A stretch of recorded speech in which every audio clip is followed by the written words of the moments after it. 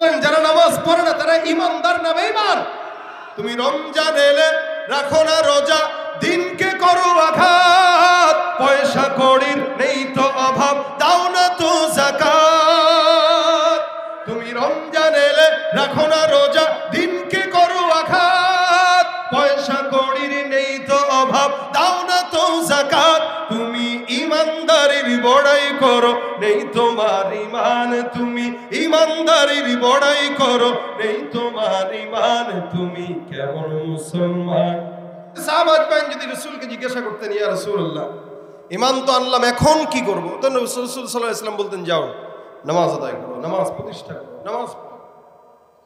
আল্লাহ পাক রব্বুল আলামিন ইসলামের অনেক বড় একটা বিধান সালাত। এই কারণে রাসূল বলেন একটা ইমানদার মানুষের অনেক কিছুর হিসাব নেওয়া হবে। জান, মাল, টাকা, সম্পদ, ক্ষমতা, লেনদেন, মুআমালা, মুআশারা, ইবাদত সব কিছুর হিসাব নেওয়া হবে। তবে পরে নামাজের হিসাব নেওয়া হবে সবার। এই জন্য রাসূল বলেন, আউয়ালু মা ইউহাসাবু বিহিল আবদু ইয়াউমাল কিয়ামাতিস সালাত।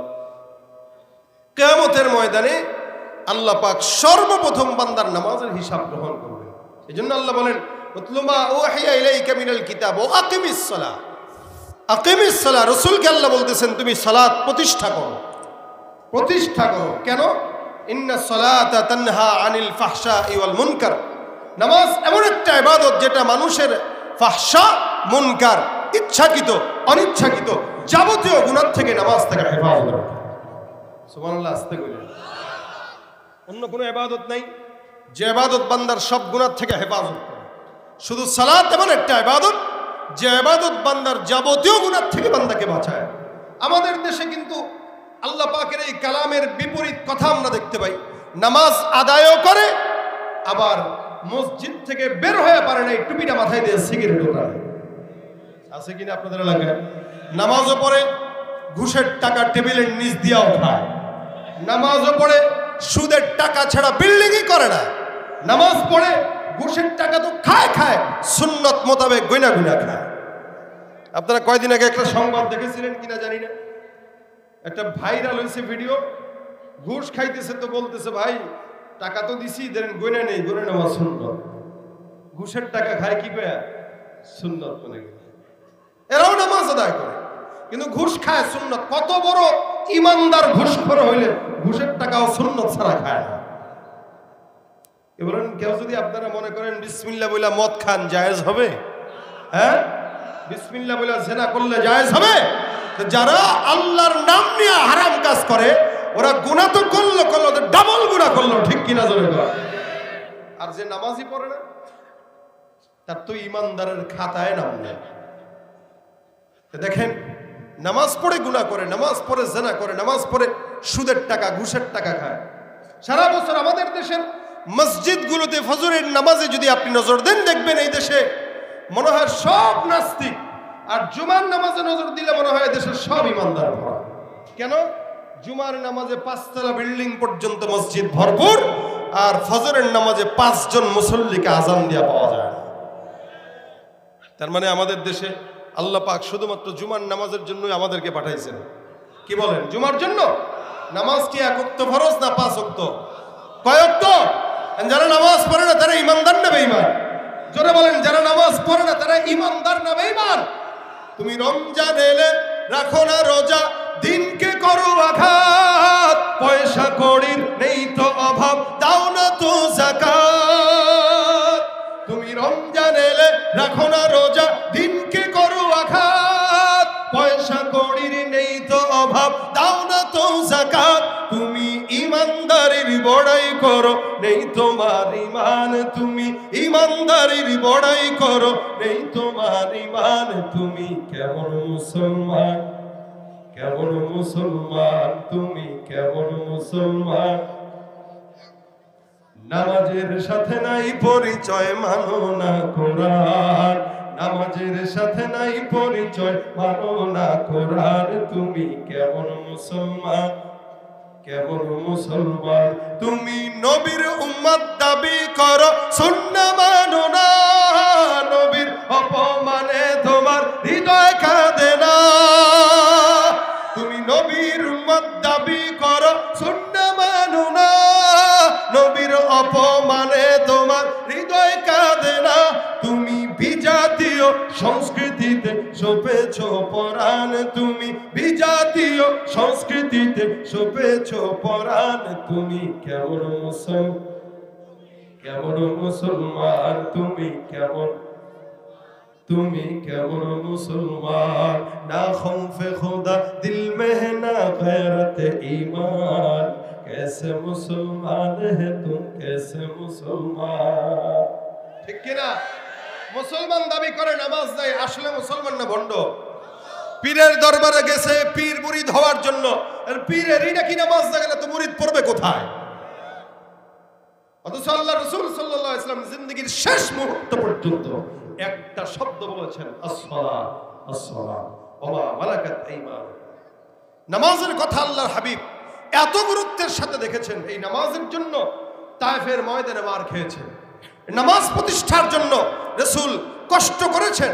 আর সেই নামাজ আমরা ইবাদতই মনে করি না, মনে করি ধুত পড়ব 50 বছর হোক। অথচ নামাজ একটা মানুষের 7 বছর হওয়ার সাথে সাথে রাসূল বলেন ওর নামাজের জন্য তাকে উদ্বুদ্ধ করো। 10-11 বছর হয়ে গেছে, এখন নামাজ গুরুত্বের সাথে পড়ার জন্য ওকে বাধ্য করো, যদি নামাজ না পড়ে প্রহার করো। এটা ইসলামের 2 নম্বর বিধান, ইমানের পরে সর্বোচ্চ যেটার গুরুত্ব আল্লাহ পাকের কাছে। এই জন্য আল্লাহ পাক বলেন জায়গায় জায়গায় জায়গায় জায়গায় আকিমিস সালাহ ইউকিমুনাস সালাহ ওয়া আকিমুস সালাহ ওয়া আকিমিস সালাহ। এক এক জায়গায় আল্লাহ পাক রব্বুল আলামিন এক এক রকম ভাবে সালাত প্রতিষ্ঠার কথা বললেন। এক জায়গাতেও আল্লাহ পাক সালাত আদায়ের কথা বলেন নাই। কোরআনে যত জায়গাতে নামাজের কথা বললেন, সব জায়গাতেই আল্লাহ পাক রব্বুল আলামিন সালাত আদায় নয় প্রতিষ্ঠার কথা আমার আল্লাহ পাক বললেন। সালাত প্রতিষ্ঠার কথা আল্লাহ পাক রব্বুল আলামিন বললেন।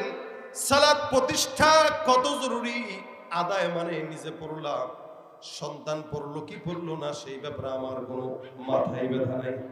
আর প্রতিষ্ঠা মানে আমি পড়বো, সন্তান পড়বে, বাবা পড়বে, মা পড়বে। বাংলাদেশে নামাজ যদি প্রতিষ্ঠা থাকতো, এদেশের সংসদ থেকে শুরু করে যত জায়গা আছে প্রত্যেকটা জায়গাতেই সালাত আদায়ের সময়, আযান দেওয়ার সময় সব কার্যক্রম বন্ধ করে সালাতে দাঁড়ায় যেত। আমাদের দেশে সালাত প্রতিষ্ঠা নাই, নামাজ আদায় হয়, যার কারণে ঘরে বাবা নামাজ আদায় করে ফজরের সময়, সন্তান ঘুমায়, সন্তান নামাজ পড়ে না, বিবিও নামাজ পড়ে না, নিজে নামাজ পড়ে কোনো মতো জিকির আর তাসবিহ আদায় করে। আল্লাহ পাক রব্বুল আলামিনের এই বান্দা আল্লাহর দরবারে জবাবদিহিতা করা লাগবে সন্তান নামাজ না পড়ার কারণে। কারণ আল্লাহ পাক সব জায়গাতে সালাত প্রতিষ্ঠার কথা বললেন। এই জীবনে বান্দা যত গুনাহ করে না কেন, প্রত্যেকটা গুনাহ থেকে একমাত্র হেফাজতের জন্য সর্বোত্তম আমল হইল সালাত। এই নামাজটা আল্লাহ পাক রব্বুল আলামিন এত দামি বানাইছেন, যার কারণে আল্লাহ পাক বলেন বান্দা যত নামাজের মাধ্যমে সিজদা দিবা আল্লাহর নিকটবর্তী হবা, সিজদার মাধ্যমে আল্লাহ পাকের নিকটবর্তী হওয়া যায়। যার কারণে আল্লাহ পাক রব্বুল আলামিন বলেন উসজুদু ওয়াকতারিব, বান্দা সিজদা দাও আর আল্লাহর নিকটবর্তী হয়ে যাও। একজন ইমানদার বান্দা যত বেশি সিজদা দিবে তত বেশি আল্লাহর দরবারে ওই বান্দার নিকটতম সম্পর্ক হয়ে যাবে। ভাইরা আমার, আল্লাহর রাসূল নামাজ পড়তেন, সাহাবা আজমাইন নামাজ আদায় করতেন, আমিও আপনিও নামাজ আদায় করি। তাদের নামাজ আর আমাদের নামাজের ভিতরে আসমান জমিন তফাৎ। তারাও নামাজ আদায় করত, তাদের নামাজ তাদেরকে আল্লাহর জান্নাত পর্যন্ত নিত। আপনি আমি নামাজ আদায় করি, আপনার আমার নামাজ আমাদেরকে গুনাহ থেকেও বাঁচায় না। রাসূল সাল্লাল্লাহু আলাইহি ওয়াসাল্লাম নামাজ আদায় করতেন, যখন নামাজটা আল্লাহ পাক রব্বুল আলামিন আমাদের উপরে ফরজ করলেন, এটা 50 ওয়াক্ত আল্লাহ পাক রব্বুল আলামিন ফরজ করলেন।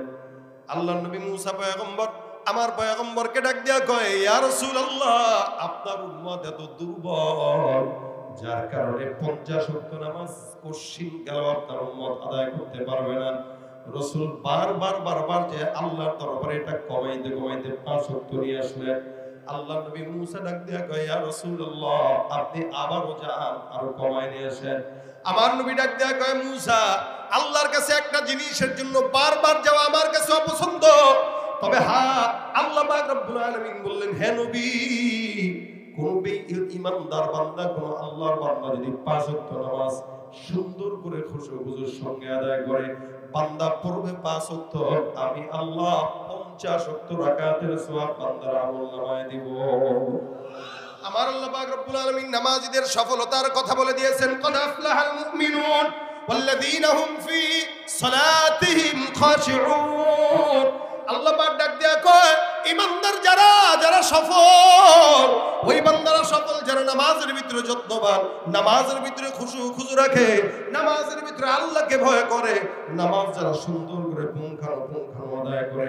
একটা নামাজ এত বড় গুরুত্ব বহন করে, বলে আল্লাহর বান্দা যখন নামাজে দাঁড়ায়, ওই বান্দা সরাসরি আল্লাহর সঙ্গে নামাজের মাধ্যমে কথা বলে।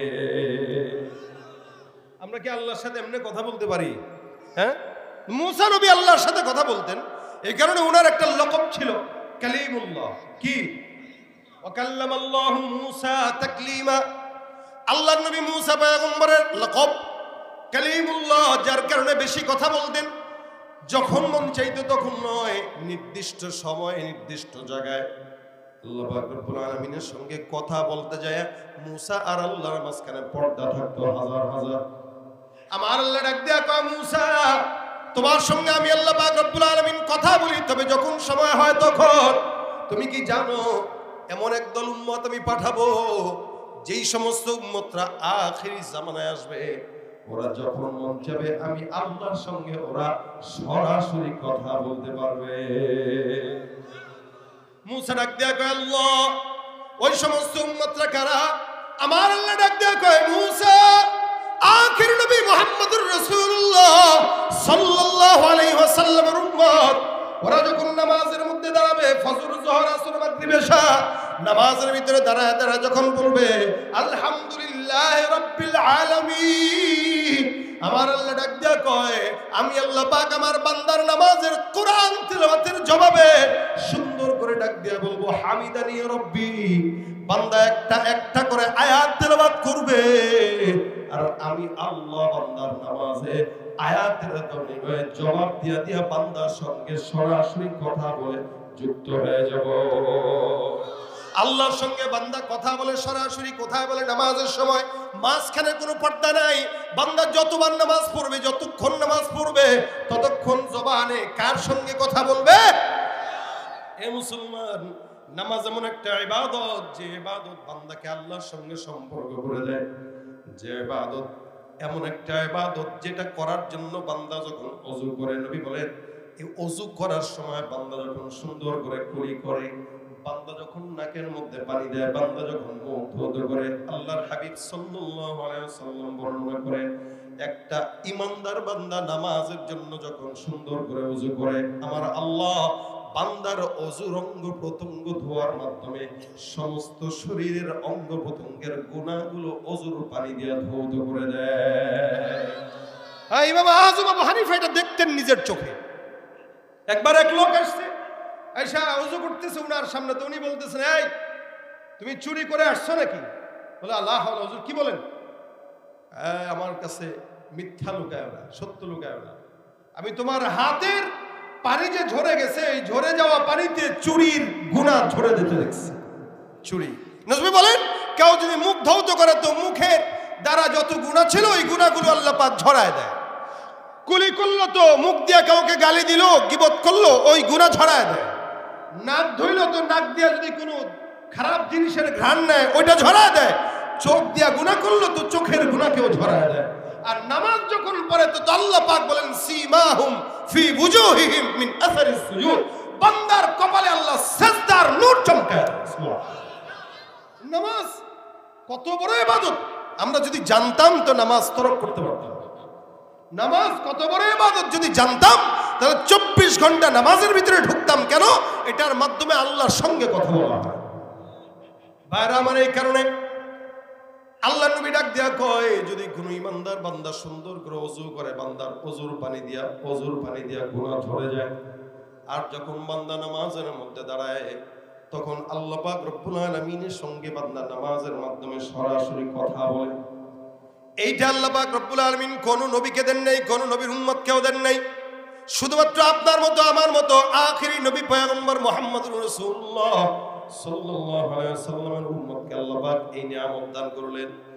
রাসূল করিম সাল্লাল্লাহু আলাইহি ওয়াসাল্লাম নামাজ আদায় করতেন। একদিন পয়গম্বর নামাজ আদায় করলেন, সাহাবা আজমাইন পেছনে নামাজ দাঁড়ায় দাঁড়ায় নবী কেমনে নামাজ পড়তেন সেটা সুন্দর করে আর চোখে চোখে রাসূলের দিকে তাকায় তাকায় দেখতেন। সাহাবা আজমাইনদের সেটাও ছিল ইবাদত। নামাজ আদায় করলেন, নামাজের পর পয়গম্বরের আদত ছিল সাহাবা আজমাইনদের দিকে ফিরে বসতেন। সাহাবা একরামের কোনো প্রশ্ন থাকলে নবীর সঙ্গে বলতেন, নবী যদি কোনো স্বপ্ন দেখতেন সাহাবা আজমাইনদের সঙ্গে সুন্দর করে একটা মুযাকারা করতেন। নামাজের মধ্যে সাহাবা আজমাইন রাসূলের দিকে তাকায় থাকতেন। নামাজ পড়া শেষ, রাসূল সাহাবা আজমাইনদের দিকে ফিরে বসলেন। আল্লাহ নবী জিজ্ঞাসা করলেন, এ সাহাবা একরামের দল, তোমরা বলো কারো যদি কোনো প্রশ্ন থাকে আমি পয়গম্বর জবাব দিব, অথবা এমন কোন স্বপ্ন কেউ দেখছো কিনা আমার কাছে বলো। সাহাবা আজমাইন একজন ডাক দিয়ে কয়, রাসূলুল্লাহ আপনাকে নামাজের ভিতরে একটা কাজ করতে দেখলাম, যেই কাজটা কেন করছেন আমার দিল বড় জানতে চায়। নবী বলেন, কি দেখলা, কি প্রশ্ন বলো আমার কাছে, আমি জবাব দিব। সাহাবী ডাক দিয়ে কয়, রাসূলুল্লাহ নামাজের মধ্যে আপনাকে কি যেন খাওয়ার জন্য দেখলাম। বলে কেমনে? দেখলাম মুখটা একবার সামনে বাড়াইতেছেন আবার পিছনে নেন। নবী আবার ডাক দিয়া বলে, তুমি কিভাবে বুঝলা? সাহাবী বলে, ইয়া রাসূলুল্লাহ বিতাহরিকি লিহিয়া, দাড়ি মুবারক নড়াচড়া করত। আপনার দাড়ি একবার সামনে যায়, একবার জবান সামনে যায়, আপনার দাড়ি মুবারক নড়াচড়ার মাধ্যমে আমরা বুঝলাম। রাসূল ডাক দিয়া কয়, হ্যাঁ হ্যাঁ তুমি যা দেখছো সত্য দেখছো। আমি যখন নামাজের মধ্যে দাঁড়াইলাম, আল্লাহর কসম নামাজের হালতে আল্লাহ পাক আমার চোখের সামনে জান্নাতের আঙ্গুরের থোকাগুলো আমার নামাজের চোখের সামনে তুলে ধরেছে। নবী আমার ডাক দিয়া কয়, নামাজের ভিতরে আল্লাহ পাক জান্নাতের নিয়ামত তুলে ধরছে।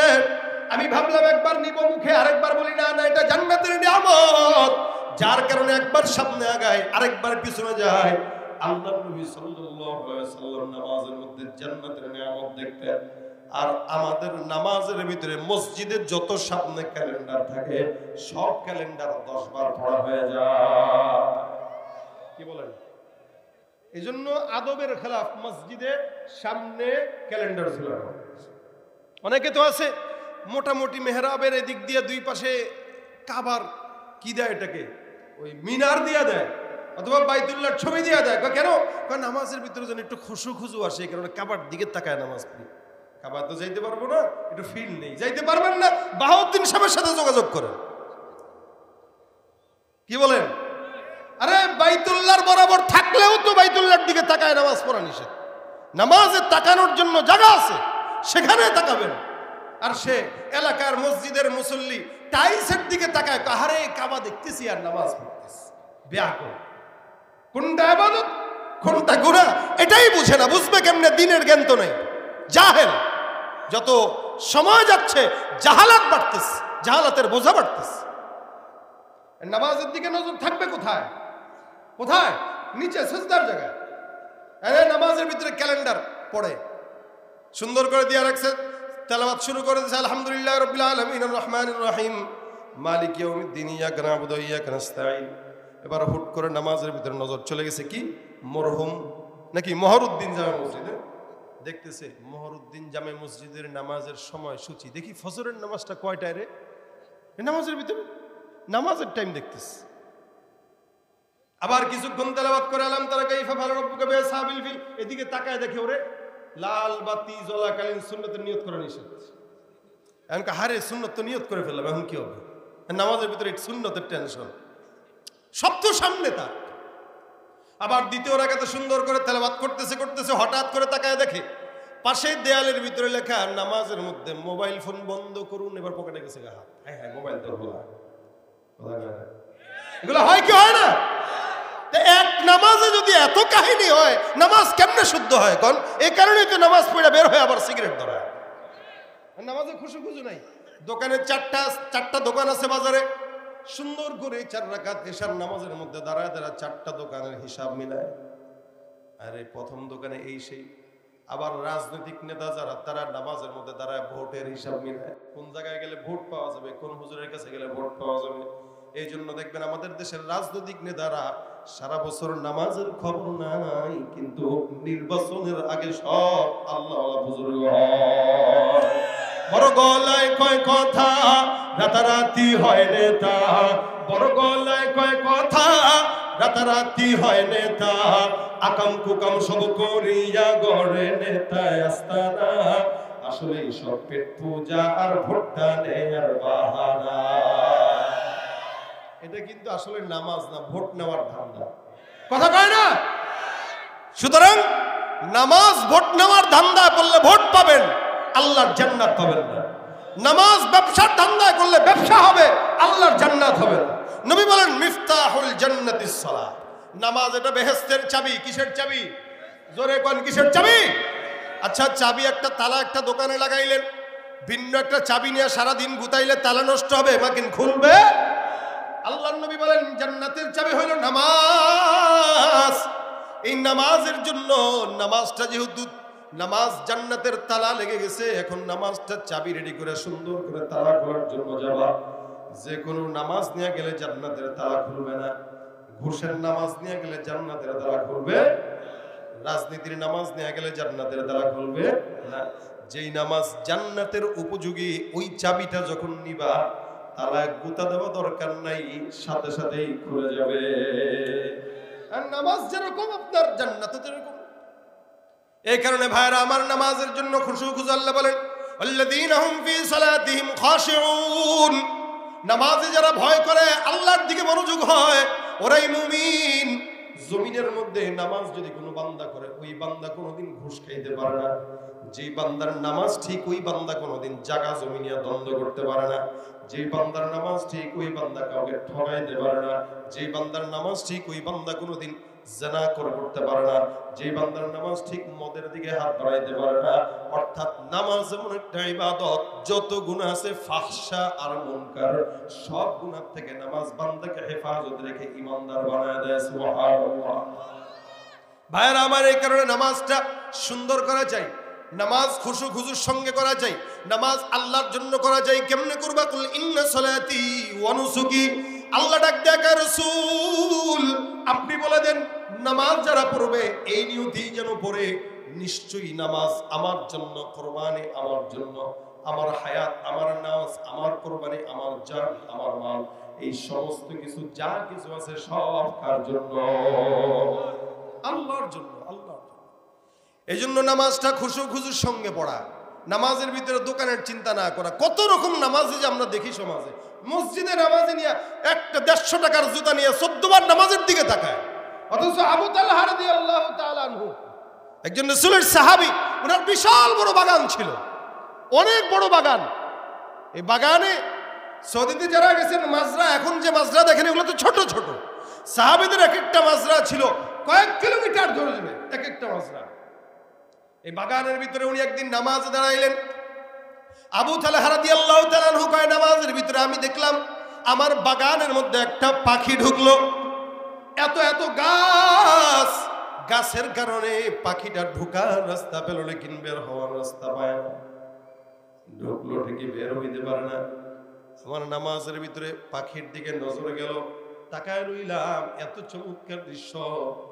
একটা সুন্দর পাখি বাগানের মধ্যে ঢুকছে, কিন্তু রাস্তা খুঁজে পায় না। একবার এই ডালে, আরেকবার ওই ডালে যায়। নামাজের খুশু খুশু আমার সম্পূর্ণ নষ্ট হয়ে গেল, আমার টেরও পাইলাম না। নামাজের ভিতরে আমি হঠাৎ করে যখন চিন্তা করলাম, আমার নামাজ নষ্ট করার জন্য এতটুকু একটা পাখি যথেষ্ট, যার কারণে আমি দ্রুততার সঙ্গে নামাজ করে মধ্যে শেষ করলাম। মাথার ভিতরে বারবার পীড়া দেয়, হায় হায়, একটা নামাজের মধ্যে আল্লাহর সঙ্গে কথা বলার হালতে ছোট্ট একটা পাখির কারণে আমি ভুলে গেলাম। নবীর কাছে রওনা হয়ে গেছে, যা ডাক দেয়া বলেন, ইয়া রাসূলুল্লাহ, নামাজের ভিতরে আমি নামাজে দাঁড়াইলাম, আমার বাগানের ভিতরে একটা পাখি ঢুকলো। ইয়া রাসূলুল্লাহ, পাখিটা বের হইতে পারে না, যার কারণে নামাজের ভিতরে একবার পাখির দিকে তাকাই, একবার গাছের দিকে তাকাই, একবার গাছের দিকে তাকাই, আরেকবার পাখির দিকে নজর দিই। পয়গম্বর, আল্লাহর কসম, এই পাখিটা আর বাগানটা দুজন মিলে আমার খুশু খুশু নষ্ট করে দিল। নবী আমার, আমি তো নামাজে আল্লাহর সঙ্গে কথা বলার জন্য দাঁড়াইছি, কিন্তু আল্লাহ পাক রব্বুল আলামিনের নামাজে থাকা অবস্থায় পাখির কারণে আমার খুশু নষ্ট হয়। ইয়া রাসূলুল্লাহ, আমার রাগ হয়ে গেছে। যেই জিনিস, যেই সম্পদ, যেই বাগান আমার মাওলা আর আমার মাঝখানে অন্তরায় সৃষ্টি করে, আল্লাহর নবী ওই জিনিস আমি আমার দায়িত্বে রাখতে চাই না। ইয়া রাসূলুল্লাহ, এই গাছটা, যেই গাছের ভিতরে এত এত গাছ, এত এত বাগানের ভিতরে এত গাছ, যেই বাগানের ভিতরে এত গাছ আর যেই গাছের কারণে পাখি ঢুকলো, আর যে পাখি ঢুকার পর বের হওয়ার রাস্তা পায় না, ইয়া রাসূলুল্লাহ, যেই বাগান আমার নামাজের খুশু নষ্ট করে দেয়, আল্লাহর রাসূল ওই বাগানটা আমি আপনার জন্য, ইসলামের জন্য আপনার কাছে আল্লাহর ওয়াস্তে দান করে দিলাম। যেই বাগানের কারণে তার নামাজ ক্ষতি হয়েছে, নবী আমি বাগানই রাখতে চাই না, নিয়ে যান, যান, এটা দান করে দিয়েন। নবীর কাছে বাগানকে সুপর্দ করে দেয়। কেন? নামাজের খুশু নষ্ট হওয়ার কারণে। আর আমরা 150 টাকার জুতার দিকে 14 বার তাকাই, মোবাইল সামনে রেখে 14 বার তাকাই। আরে আমাদের নামাজ জান্নাতের চাবি, কোশ্চেন কালেও তো হওয়ার সম্ভাবনা থাকে না। সাহাবা আজমাইন নামাজের ভিতরে তীর বের করে ফেলতো, টের পাইতো না। তীর ঢুকে গেছে যুদ্ধের ময়দানে, নামাজে দাঁড়ায় গেছে, সুন্দর করে টান দিয়া বের করে নেয়। নামাজের পর জিজ্ঞাসা করলো, তোমার তীর কোথায়? সাহাবী ডাক দেয়া কয়, জানি না কি হইল, আমি আমার রবের দরবারে সিজদায় পড়ে গেলাম, তোমরা কখন কি করলে আমি টের পাই নাই। আল্লাহ নবী সাল্লাল্লাহু আলাইহি সাল্লামের সাহাবা একরাম ডাক দেয়া কয়, তুমি নামাজের মধ্যে যখন দাঁড়াইলা, আমরা সকলে মিলে টান দিয়া তীর বের করে ফেললাম। নামাজের মধ্যে তীর বের করা হয়ে যায়, লেকিন সাহাবা বাইন নামাজের মধ্যে টের পায় না। কেন? বলে তারা নামাজে দাঁড়াইতো যখন তখন সরাসরি মাওলার সঙ্গে কথা বলার আনন্দ অনুভব করত। এটা ছিল তাদের নামাজ। আর আমাদের নামাজ, তাদের নামাজ আসমান আর জমিন তফাৎ। যার কারণে নামাজে আছে ঘুষখোর কম হয় না, নামাজি আছে সুদখোর বন্ধ হয় না, নামাজি আছে জেনাকারী বন্ধ হয় না, নামাজি আছে গুনাহ বন্ধ হয় না। যদি নামাজ ঠিক হইতো, সমাজের 100% গুনাহ কমে যেত, 100% গুনাহ কমে যেত। কিছু মানুষ তো যে নামাজের ভিতরে যারা তামাশা করে, তামাশা। আমরা তো সারা দেশে নামাজ পড়ি, কত রকম নামাজই যে দেখি ভাই। আর মক্কা মদিনা যদি যান, তাহলে তো নামাজের কোয়ালিটি আরো দেখবেন। ওযু ছাড়া নামাজ, শুয়ে ঘুমাইতেছে, দেদারছে, নাক ডাকতেছে, একামত দিয়ে দিছে, বাস দাঁড়ায় আল্লাহু আকবার, দাঁড়ায় গেছে নামাজের জন্য। এরা মনে করে যে ঘুমাইলে ওযু ভাঙে না, হাওয়া ছাড়লে ওযু ভাঙে না, বাস বাইতুল্লাহ আছে, ওযু কি এর ভাঙা। আবার নামাজের ভিতরে দাঁড়ায়, সামনে যদি একটু ডাইনে যদি ফাঁকা থাকে, টান দিয়ে নিয়ে আসে, হাত দিয়ে টান দিয়ে নিয়ে আসে। কত রকম নামাজ। এই নামাজের কোতাহির কারণে আল্লাহ পাক রব্বুল আলামিন আমাদের আমলের কোনো পরিবর্তন করায় না। এ কারণে ভাইরা আমার, নামাজটা কখন পড়া লাগে? বলে যৌবন বয়স।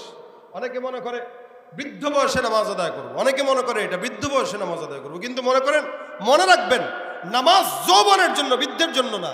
কেন বলতেছি আবার বুঝেন। বৃদ্ধ বয়সে যারা নামাজ পড়ে, এদের নামাজ পরিপূর্ণ হয় না। হয়তো মাজায় ব্যথা, গিরায় ব্যথা, বাতের ব্যথা, উঠতে গেলে বসতে পারে না, বসতে গেলে উঠতে পারে না। এই কারণে বৃদ্ধাকালের নামাজ কোনো মতে হয়। আর যৌবন বয়সের নামাজ, এটা এক অজু দিয়া 3 ওয়াক্ত পড়া যায়। আর বৃদ্ধ বয়সে 1 রাকাতের জন্য, 1 নামাজের জন্য 3 বার অজু করা হয়। কি বলেন আপনারা? একটা বুড়ারে আপনি পানি চেপে দিবেন, দেখবেন 1 অজুর জন্য 3 বার পানি নেওয়া লাগতেছে। মনে করেন নাতি পানি চেপে দিচ্ছে দাদারে, দাদা অজু করতেছে, একটু মুখ টুক ধুইলো, অজু করতেছে। এর ভিতরে যখন নাকি হাতটা ধুইতে যাবে, মাথা মাসে করতে গেছে, ফুস, অজু শেষ। এই নাতি আরেক বদনা পানি দাও। দাদা পানি না মাত্র দিলাম, বুঝছি, গেছে গা। আবার অজু করতেছে, যেই পা ধুইতে যাবে না, বসে পা ধুইতে গেছে, পেটে চাপ লাগছে, আবার ফুস। নাতি কয়, কি ব্যাপার বুড়া, এত হস খেয়ে? তোরও হস হবে, বয়স বেশি হয়ে গেছে, যে কোনো সময় অজু চলে যেতে পারে। আর যৌবন বয়সে আসরের নামাজ পড়বেন, এসা পর্যন্ত অজু ইজি রাখা যায়, কোনো সমস্যা হয় না। যৌবন বয়সে নামাজ রুকু থেকে সিজদা টাস টাস করে উঠা যায়। আর বুড়া বয়সে কোনো মতে নামে, কোনো মতে উঠে। এ কারণেই তো আল্লাহ পাক রব্বুল আলামিনের হাবিব বলেন, কলবুহু মুআল্লাকুন বিল মাসাজিদ। 7 প্রকার মানুষকে আল্লাহ পাক আরশের নিচে ছায়া দিবে। এর ভিতরে 1 প্রকার তারা, যারা তাদের দিলটাকে আল্লাহর ঘর মসজিদের সঙ্গে সম্পর্ক করে দিয়েছে। সুবহানাল্লাহ। মসজিদের সঙ্গে সম্পর্কিত দিল আল্লাহর আরশের নিচে ছায়া পায়। সুবহানাল্লাহ। মসজিদ, এই দেখেন ভাই, নামাজ এমন একটা ইবাদত যেটার সঙ্গে সম্পর্ক যা কিছু আছে সবকিছুর দাম বেশি। যেমন ওযু, নামাজের জন্য শর্ত ওযু। ওযু করবে তো বান্দার ওযুর পানি দিয়া গুনাহ মাফ হয়ে যাবে। নামাজ পড়বে তো সিজদার জায়গা নুরানি হয়ে যাবে। নবী আমাদের সিজদার জায়গা দেখে দেখে চিনবে যে এটা আমার উম্মত, এটা আমার উম্মত। আর মসজিদ বলে, মসজিদ যেখানেই থাকবে আর যে কেউ করে দিবে, যে আজকে আপনারা টাকা দিয়েছেন 1000, 500, 1 লাখ পর্যন্ত, নবী বলেন কেউ যদি আল্লাহর ঘর মসজিদের জন্য একটা ইট পর্যন্ত দেয়, তা আল্লাহ পাক তার জন্য জান্নাতে একটা ঘর বানিয়ে দিয়ে দেবে। মসজিদের সঙ্গে, নামাজের সঙ্গে সম্পর্কিত প্রত্যেকটা জিনিসের দাম বেশি। আল্লাহ পাক কোন নবীর উম্মতকে জমিন সেজদার জায়গা বানায় নাই, আমাদের জন্য মুসাল্লা বানায় দিয়েছে। যেখানেই নামাজ পড়বেন সেখানেই হবে। এরপরেও নামাজ পড়ি না, এরপরেও নামাজের ভিতরে আলসামি। কোনো মতে সারা রাত মোবাইল টিপে ফজরের 5-10 মিনিট আগে শয়তান এসে পা টিপে দোস্ত ঘুমা। আর কত? মাও চিন্তা করে না আমার বাচ্চা ছেলে, কি দরকার, বয়স হোক পড়বে না। বাচ্চা ছেলের বয়স কত? 40। এই বাচ্চা ছেলেরও আরো 3টা বাচ্চা আছে, এখনো সে বাচ্চা। নামাজের বেলায় বাচ্চা, দুনিয়ার বেলায় না আমার ছেলে বুঝমান। কি বলেন? এজন্য নামাজ প্রতিষ্ঠার কথা আল্লাহ কেন বলছেন? আকিমিস সালাতা তরফাইন নাহার, তরফাইল লাইল ওয়া যুলফাম মিনান নাহার। আকিমিস সালাতা তরফাইন নাহার ওয়া যুলফাম মিনাল লাইল। আল্লাহ পাক জায়গায় জায়গায় বলছেন। আবার কিছু কিছু নামাজীদের জন্য আল্লাহ পাক ধ্বংসের বদদুয়া করছেন, ফাওয়াইলুল লিল মুসাল্লিন। কেন? আল্লাহ পাক বলেন, ইযা কামু ইলাস সালাতি কামু কুসালা ইউরাউনান নাস ওয়া লা ইয়াযকুরুনাল্লাহা ইল্লা কলিলা। কিছু নামাজি আছে যাদের জন্য আল্লাহ পাক বদদুয়া করলেন, ধ্বংসের বদদুয়া করলেন। কেন? তারা নামাজের মধ্যে যখন দাঁড়াবে, নামাজের হালতে আলসামি নিয়ে নামাজ আদায় করবে। আল্লাহ পাক বলেন, আপনি তাদেরকে দেখবেন তারা আলসামি নিয়ে দাঁড়ায়, মানুষকে দেখানোর জন্য নামাজ আদায় করে। ওয়া ইযা কামু ইলাস সালাতি কামু কুসালা। নামাজ পড়ার সময় চুলকানি আর যত কাশি সবগুলা একসঙ্গে একত্রিত হয়। আর যদি তেলাওয়াত একটু লম্বা হয় তাহলে তো সব যক্ষা রোগী পিছনে দাঁড়ায় যায়। রমজান আসতেছে, তারাবির নামাজ যে মসজিদে যত বেশি দ্রুত, ওই মসজিদে মুসল্লি তত বেশি। কি বলেন আপনারা? ঠিক কইতে কষ্ট তো লাগবে, আপনারা তো একই কাতারে। যে মসজিদে যত ধীরে মুসল্লি কম। কারণ আমাদের এলাকার মসজিদের হাফেজ সাহেব, বাপরে বাপ, আলহামদুলিল্লাহ পরে জল্লিন পরে মাঝখানে কি পড়ছে হেও বুঝে না, আমরাও বুঝি না। এটা নামাজ না, এটা ফাজলামি। এটা ফাজলামি, এটা দেখানোর জন্য নামাজ। এই কারণে অল্প পড়েন, কিন্তু খুশুর সাথে পড়েন, অল্প পড়েন। এই জন্য ভাইরা আমার, নামাজ শিখতে হয় সাহাবা ইকরামদের থেকে, নবীদের থেকে, যে নবীরা কেমনে পড়ছে, সাহাবা আজমাইন কিভাবে পড়ছেন, আমরাও সেভাবে পড়ি। ইনশাআল্লাহ নামাজ যার ঠিক তার ঈমান ঠিক, নামাজ যার ঠিক তার আমলও ঠিক, তার সব ঠিক। আর যার নামাজ ঠিক নেই তার না ঈমান, না দুনিয়া, না আখিরাত, কোনো কিছু ঠিক নেই। নামাজ ঈমান। অনেকে বলে আমরা পীরের মুরিদ, আমাদের ঈমান ঠিক আছে। তো নামাজ নেই, তোর ঈমান কেমনে ঠিক থাকে? তার মানে ঈমান আর কুফরির ভিতরে পার্থক্য হইল সালাত। রাসূল বলেছেন এটা, ঈমান আর কুফরির ভিতরে পার্থক্য হইল সালাত। আর মুনাফিক যারা, এরা ফজর নামাজ পড়ে না, এশার নামাজ পড়ে না। মুনাফিকদের দেখবেন এই কারণে ফজরের নামাজের সময় আবহাওয়াটা এত চমৎকার থাকে, দেখলেই ভালো লাগে। ফজরের আবহাওয়াটা পবিত্র পরিচ্ছন্ন। কেন? ফজরের সময় কোনো মুনাফিকের নিঃশ্বাস এই জমিনে থাকে না, শুধু ইমানদাররাই সজাগ থাকে। এই কারণে ফজরের নামাজটাও সুন্দর। এই জন্য স্বামীদের উচিত বিবিদেরকে ফজরের সময় জাগায় দেওয়া, বিবিদের উচিত স্বামীদেরকে ফজরের সময় জাগায় দেওয়া। কারণ একজন একজনের পোশাক। জান্নাতে আমি একা কেন যাব, তোমাকেও নিয়ে যাব। কি বলেন? তা তোমাকে যদি নিতে চাই, তুমি নামাজ পড়ো, আমিও পড়লাম, তুমিও পড়ো। বিবিরা স্বামীদেরকে পড়ায় দিবে, এটার জন্য কেউ যদি পানিও ছিটায় দেয় সব। কি বলেন? এই জন্য নামাজের নিয়ত করেন। সালাত এটা অনেক বড় একটা আমল, শুধু অনেক বড় না, এটা ঈমান আর কুফরির প্রশ্ন। ঈমান আর কুফরির প্রশ্ন। আমাদের সালাত যেন আল্লাহর জন্য হয়। কিভাবে নামাজ পড়বেন? লোক দেখানোর জন্য, ভোট পাওয়ার জন্য, নাকি আল্লাহর জন্য? রাসূল সাল্লাল্লাহু আলাইহি ওয়াসাল্লাম শিখাইছেন, আনতা আবুদাল্লাহা কাআন্নাকা তারাহু ফা ইন লাম তাকুন তারাহু ফা ইন্নাহু ইয়ারাক। এমন ভাবে নামাজ আদায় করো, রাসূল বলেন, যাতে করে তুমি তোমার মাওলাকে দেখো। আর যদি তুমি তোমার মাওলাকে না দেখো, এমন ভাবে নামাজ আদায় করো যেন মাওলায় তোমাকে নামাজে দেখে। কে দেখবে? আল্লাহ দেখবে। আমি নামাজে দাঁড়াইছি কারো ভোট পাওয়ার জন্য না, কাউকে দেখানোর জন্য না, আল্লাহকে দেখানোর জন্য। খালাস, এতটুকুই নামাজ, অল্প পড়েন, নাজাতের জন্য যথেষ্ট হয়ে যাবে। পড়ছেন ঠিকই, দুনিয়ার সব মানুষ দেখতেছে, সব মানুষের টেনশন, সবকিছু নামাজের ভিতরে আমাদের হয়। যখন আসবে তখন ভাববেন যে আমি আল্লাহর সামনে দাঁড়াইছি। এর জন্য নামাজ পড়বেন যখন আমরা আমাদের ওস্তাদদেরকে দেখেছি, এটা আমল আমাদের ওস্তাদরা আমাদের আকাবিরদের থেকে দেখেছে, নামাজের সময় আতর টাতর মেখে সুন্দর করে দাঁড়ায়। কেন? বলে আল্লাহর সামনে দাঁড়াইতেছে। আপনি একটা প্রধানমন্ত্রী, একটা এমপি চেয়ারম্যানের সামনে যাইতে গেলে পারফিউম 14 বার মেরে যান মিয়া, আর সেখানে আল্লাহর সামনে দাঁড়াইতেছেন, সিগারেটের ধোঁয়াটা মাত্র ছেড়ে মুখের ভিতরে গন্ধ নিয়ে এরপর নামাজে দাঁড়াইছে। পান খাইছে জর্দা দিয়া ভইরা, এরপর জর্দার গন্ধ নিয়ে নামাজের ভিতরে দাঁড়াইছে। আল্লাহর কাম নাই খায় দেয় আপনার এই নোংরা নামাজ আল্লাহ গ্রহণ করবেন? এই জন্য নামাজ যখন আদায় করবেন, দুনিয়ার মানুষের সামনে না, আল্লাহর সামনে দাঁড়াইতেছি, কথাটা আল্লাহর সাথে আমার হবে। সুতরাং আল্লাহর সামনে কিভাবে দাঁড়াবো? যেভাবে প্রধানমন্ত্রীর সামনে দাঁড়াই সেভাবে না, বরং তার চাইতেও ভালো হবে, পরিচ্ছন্ন হয়ে আতর টাতর দিয়ে সুন্দর করে আদবের সাথে আল্লাহর কাছে দাঁড়ায় চিন্তা করব, এই মুহূর্তে আমি আমার আল্লাহর সঙ্গে কথা বলবো, আমি আমার মালিকের সঙ্গে কথা বলবো নামাজের মাধ্যমে। আর এটা আমার জান্নাতের আমলের রাস্তা। এই জন্য ভাইয়েরা আমার, আমাদের আকাবির বুজুর্গানে দিনরা যখন নামাজ আদায় করতেন, এই হাজী ইমদাদুল্লাহ মুহাজিরি মক্কি রহমতুল্লাহ একটা ঘটনা, উনি যখন হিজরত করে মক্কায় আসেন তখন উনার ঘরে একবার চুরি হইল। তো চুরি হওয়ার পরে উনি বলতেছেন আলহামদুলিল্লাহ। তো উনার খাদেম বলতেছে, হুজুর ঘরে চুরি হলো, আপনি আলহামদুলিল্লাহ বললেন কেন? কারে এতদিন এই চুরি হওয়ার টেনশনে নামাজে দাঁড়াইলে খালি মনে হইতো চোর নাকি আবার ঢুকে। এখন চুরি হয়ে গেছে, ঘরের থেকে আর কিছু নেওয়ার নাই, আজকে থেকে মালিকের সঙ্গে প্রেম 100% হবে। এটা হইলো ওনাদের নামাজ, আল্লাহর সঙ্গে এখন প্রেম হবে একদম 100%। আমাদের তো আজান হয়ে যায়, আমাদের মসজিদে দৌড় দিয়েও ঢুকতে পারি না।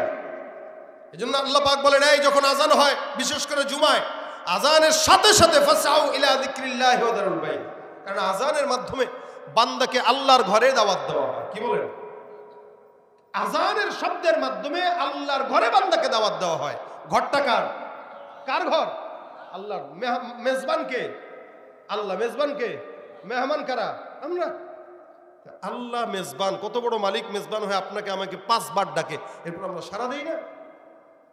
অথচ সাঈদ ইবনুল মুসাইয়িব রাহমাতুল্লাহ একজন বিখ্যাত তাবেঈ ছিলেন। উনি উনার জিন্দেগিতে কোনোদিন আজানের পরে মসজিদে যায় নাই, কোনোদিন না, কোনোদিন না। আজানের আগে আগে মসজিদে ঢুকতো। এই আজানের ধ্বনি যখন হাইয়া আলাস সালাহ, এই নামাজের দিকে আসো, ডাকতেছেন কে? আল্লাহু আকবার। বেলাল রাদিয়াল্লাহু তাআলা আনহু আজান শিখায় গেছে।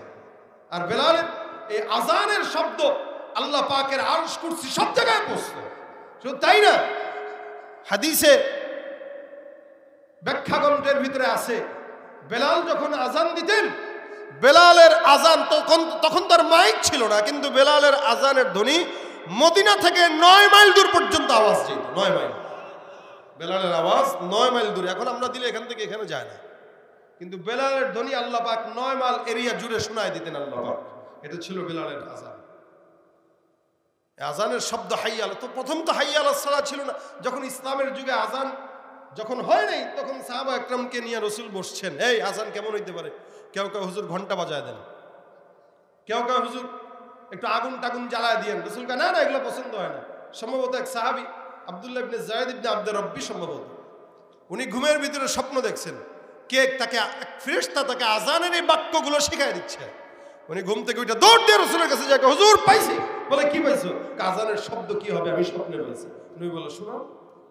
আল্লাহু আকবার করে আজানের সমস্ত শব্দগুলো শোনায় দিল। নবী বলে, হ্যাঁ এটা পছন্দ হয়েছে, এখন থেকে এই বাক্যেই আজান হবে। সুবহানাল্লাহ।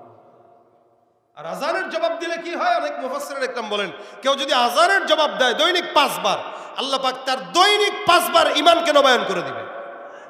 আমরা তো ঈমানদার হইছি, কিন্তু ঈমান নবায়ন করি। রাসূল বলেছেন, জাদ্দিদু ঈমানাকুম। আল্লাহ বলেন, ইয়া আইয়ুহাল্লাযীনা আমানু আমিনু, হে মুমিন ঈমানদার হও। হে ঈমানদার, তোমরা ঈমানদার, ঈমানকে নবায়ন করো। তো ঈমান নবায়ন করতে গেলে কালেমা পড়া লাগে, শাহাদাত পাঠ করা লাগে। আজানের জবাব দেওয়ার মাধ্যমে দৈনিক 5 বার ঈমান কি হয়? নবায়ন হয়। এই কারণে আজানের জবাব দিবেন ইনশাআল্লাহ।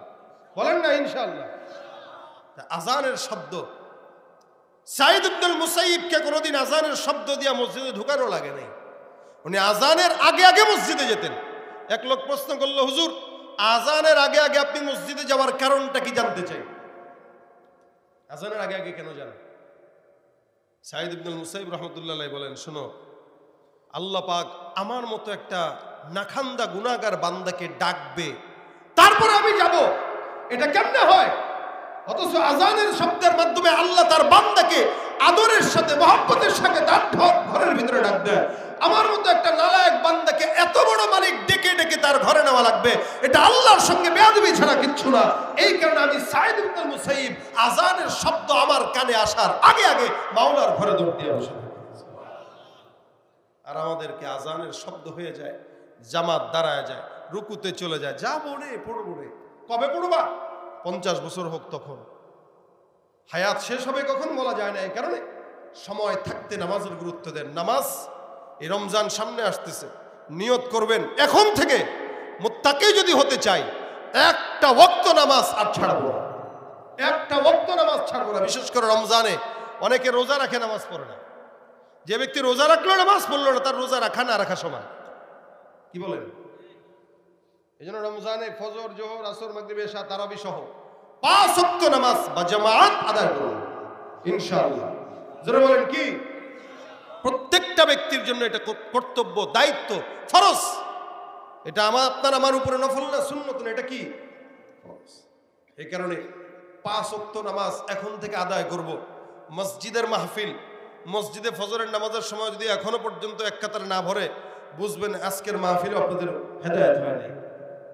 নামাজের বয়ান করলাম যেহেতু, আমি এসে দেখলাম মসজিদের মাহফিল, এই কারণে যাতে করে মসজিদে ফজরের নামাজটায় অন্তত 2 কাতার 3 কাতার মুসল্লি হয়।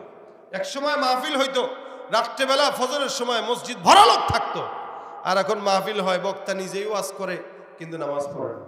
এই জন্য আল্লাহ পাক বলনেওয়ালাদের আগে নামাজ পড়ার তৌফিক দান করে, আর শূন্যওয়ালাদেরকেও আমল করার তৌফিক দান করে। 5 ওয়াক্ত নামাজ বা জামাত আদায় করবেন তো ইনশাআল্লাহ।